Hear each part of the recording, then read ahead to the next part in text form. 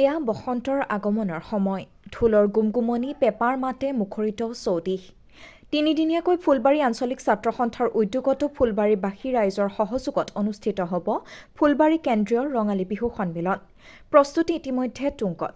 আজি পুৱা ফুলবাৰী ৰাইজৰ উপস্থিতিত ফুলবাৰী কেন্দ্ৰীয় ৰঙালী বিহু সন্মিলনৰ কাৰ্যালয় মুকলি কৰে। বন্তি প্ৰজ্বলন কৰে জ্যেষ্ঠ নাগৰিক সন্থাৰ সভাপতি অৰুণ শইকীয়াই। ফিটা কাটি কাৰ্যালয় মুকলি কৰে প্ৰাক্তন ছাত্ৰ নেতা শিক্ষক দিলীপ দত্তই। উদযাপন সমিতিৰ সম্পাদক কৃষ্ণজ্যোতি হাজৰিকাই সমূহ ৰাইজৰ সহায় সহযোগিতা কামনা কৰে। লখিমপুৰৰ পৰা বেদান্ত বৰুৱাৰ প্ৰতিবেদন, ৰাইজৰ বাৰ্তা।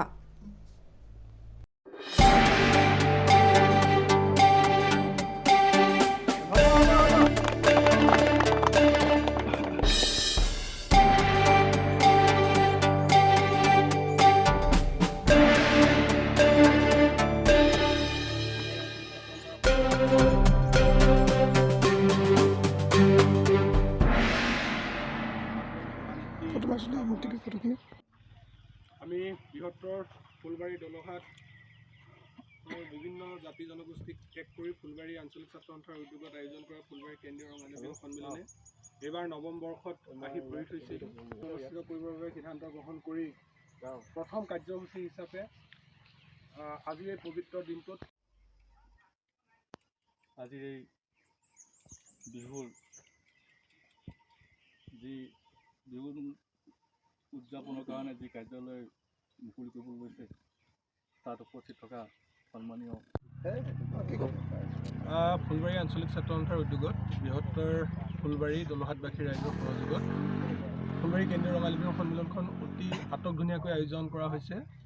বিগত বৰ্ষসমূহৰ দৰে এইবাৰো আটকধুনীয়াকৈ আয়োজন কৰা হৈছে। বহাগৰ 22, 23, 24 তাৰিখে ইতিমধ্যে আজিৰ এই পবিত্ৰ দিনটোত ফুলবাৰী কেন্দ্ৰীয় ৰঙালী বিহু সন্মিলনৰ মুখ্য কাৰ্যালয়টি আজি উন্মোচন কৰা হৈছে। কাৰ্যালয়টি উন্মোচন কৰিছে সদৌ অসম ছাত্ৰ সন্থাৰ প্ৰাক্তন ছাত্ৰ নেতা তথা বৰ্তমানৰ সন্মানীয় শিক্ষাগুৰু দিলীপ দত্ত ছাৰে। এই কাৰ্যসূচীত ফুলবাৰী কেন্দ্ৰীয় ৰঙালী বিহু সন্মিলনৰ সন্মানীয় বিষয়ববীয়াসকল, ছাত্ৰ সন্থাৰ সন্মানীয় বিষয়ববীয়াসকল আজি উপস্থিত আছে।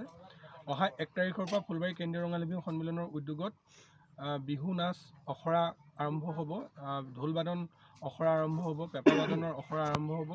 এই ক্ষেত্ৰত ইতিমধ্যে প্ৰপত্ৰ বিতৰণ কৰি থকা হৈছে।